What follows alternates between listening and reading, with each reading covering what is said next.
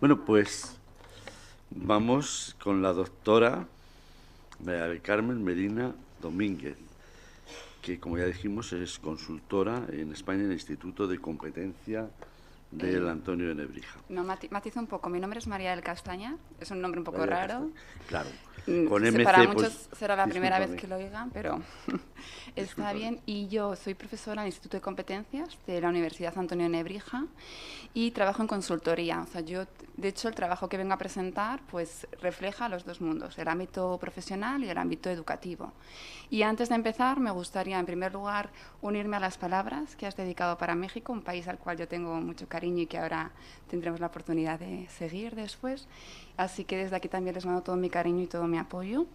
Y me uno también al agradecimiento que han dejado anteriormente mis compañeras, porque para mí también es un placer estar aquí, que me hagan un huequito y venir a compartir alguna de mis experiencias, y especialmente a Antoni y Concha, a los cuales yo tengo que agradecer mucho más que el hueco en esta conferencia, ¿no?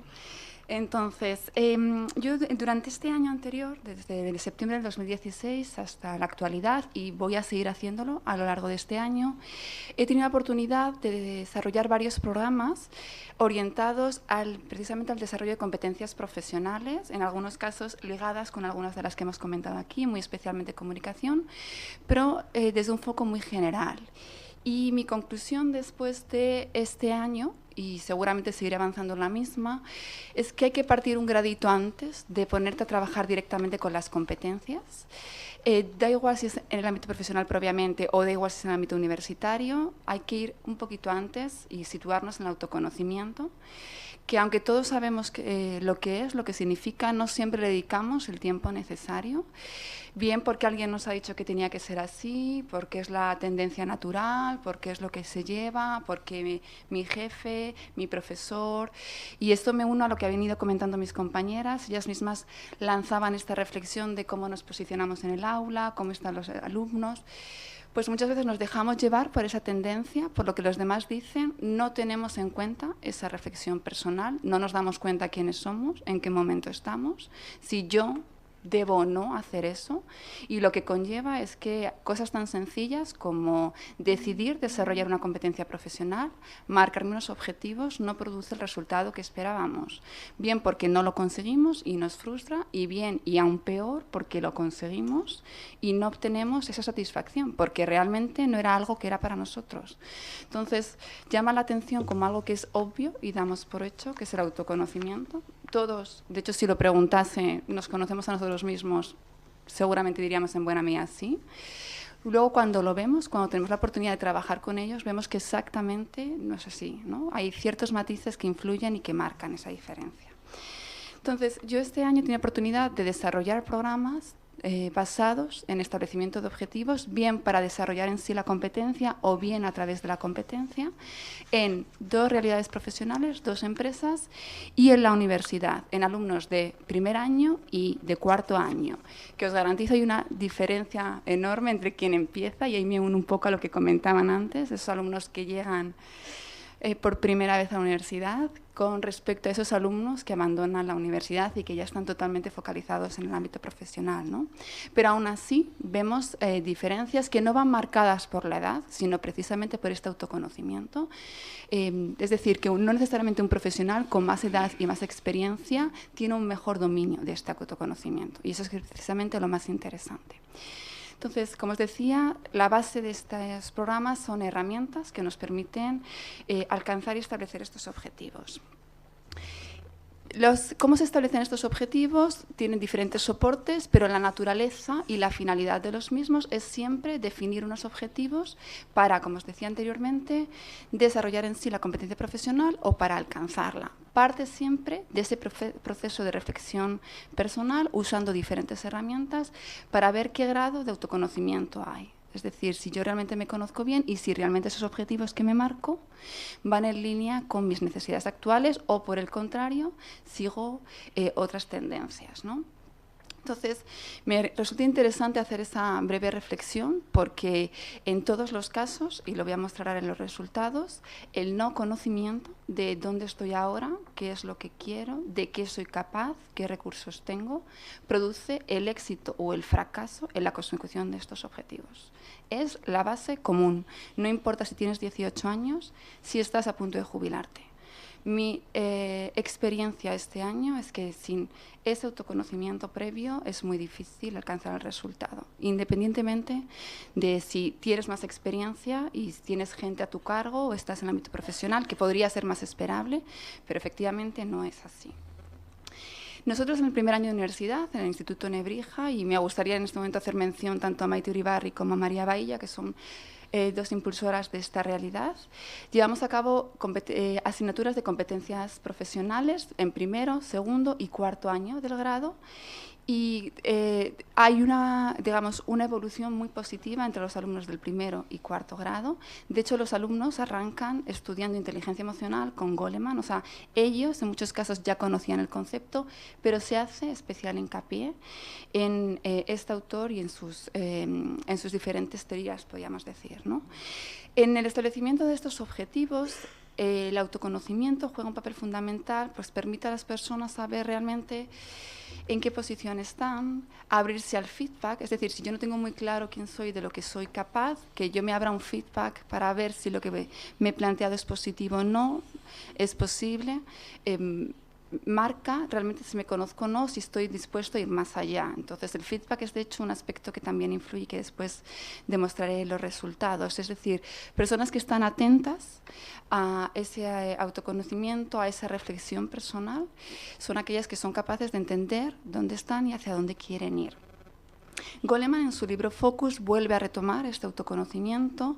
Dice que cuando prestamos atención a las señales internas de nuestro cuerpo, en concreto él alude a la ínsula, a esa parte, somos conscientes de saber hacia dónde vamos o hacia dónde no vamos. Es decir, cuántas veces, si yo os preguntas a vosotros, hemos hecho cosas que luego nos hemos dado cuenta que no era lo que queríamos y no hemos obtenido esos resultados que esperábamos, y es que precisamente no hemos escuchado a aquello que nos estaba hablando, ¿no? Entonces, este autor, en sus diferentes investigaciones, ha propuesto que cuando tengamos que tomar una decisión, cuando tengamos que formatear un objetivo, que en realidad es algo que hacemos diariamente, nosotros cada día estamos decidiendo qué vamos a hacer en este día, qué vamos a hacer en esta semana, qué vamos a hacer en momentos, pues digamos, puntuales, principio de año, principio de curso, ¿no? ¿Qué vamos a hacer? Algo tan sencillo y algo que nos viene muy natural. Si yo os preguntase, ¿hacéis ese acto de reflexión? ¿Tomáis conciencia de en qué momento estáis? ¿Qué me diríais? No me decís nada. No, Juan dice algo.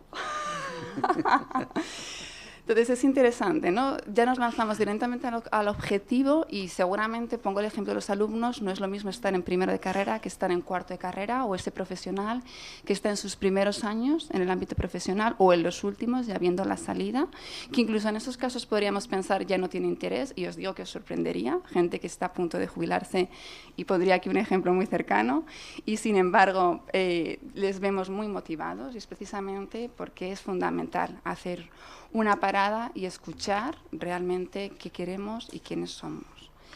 Entonces, los resultados.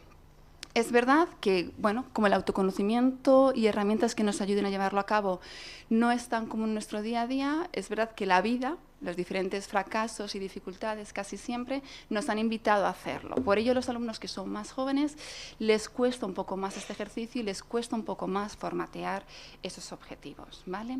Como os decía anteriormente, el feedback en general es muy bien acogido, es decir, cuando se plantea una manera diferente de enfocar ese objetivo, en general es muy bien acogido. Nuevamente, la gente que es más joven, precisamente por esa menor experiencia, podríamos decir, es más, a veces en ocasiones es más difícil, ¿no?, de implementarlo y de realmente volcarlo en esos objetivos. Y luego, como comentaba antes, ya independientemente de la edad, la gente que está desmotivada, que no entiende, que no hace esa reflexión, que no conecta con esa importancia, es la gente que después no consigue llevarlos adelante y no consigue obtener lo que realmente quiere. Entonces, sí tengo que reconocer que independientemente de la edad, independientemente de la experiencia, de la motivación, en todos los casos sí hubo que hacer feedback y sí hubo que hacer matizaciones, podríamos decir, de fondo y forma en esta marcación de objetivos. O sea que incluso es interesante seguir trabajando en ellos, porque siempre es necesario, ¿vale? En este caso no he encontrado a nadie que dijera, perfecto. O sea que ahí es interesante también tener eso en cuenta. Esto es también un aspecto que me gustaría seguir investigando este próximo año, y es que en general la gente se evalúa más bajo, es decir, siempre brindamos la oportunidad de que las personas se evalúen y siempre se evalúan más bajo, y la tónica es o obtengo todo o no he obtenido nada, y eso no es así. Un objetivo no tiene por qué ser necesariamente un 100%. A veces un 80% también nos ha permitido transformarnos y alcanzar muy buenos resultados o incluso mejores de los inicialmente esperados. Entonces esto me ha llamado bastante la atención, ¿no? Como incluso yo diría que es alguna tendencia cultural, el o todo o nada.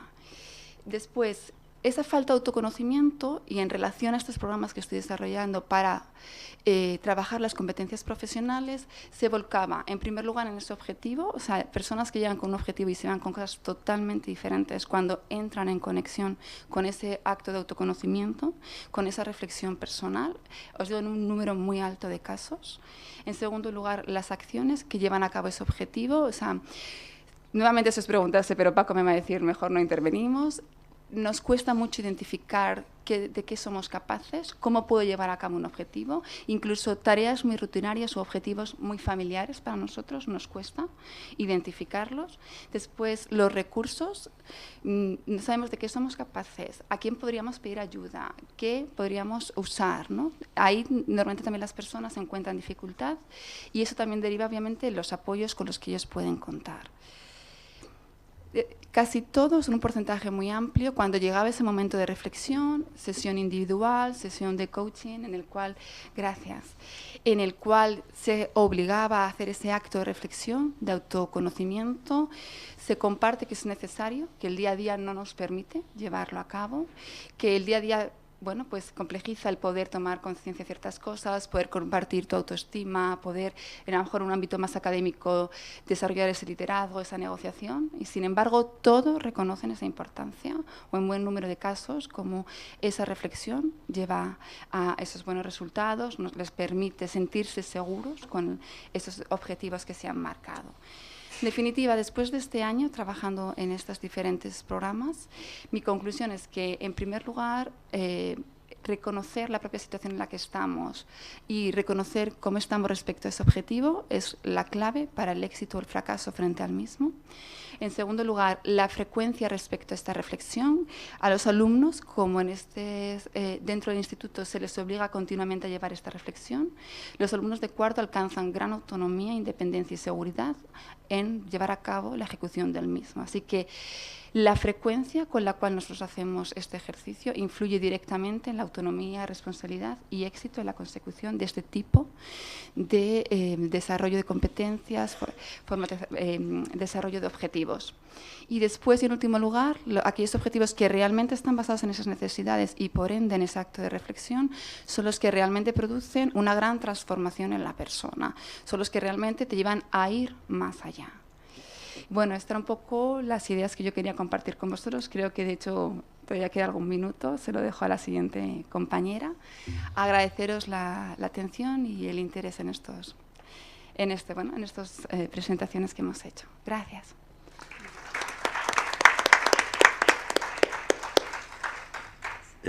Muchas gracias, María del Castañar.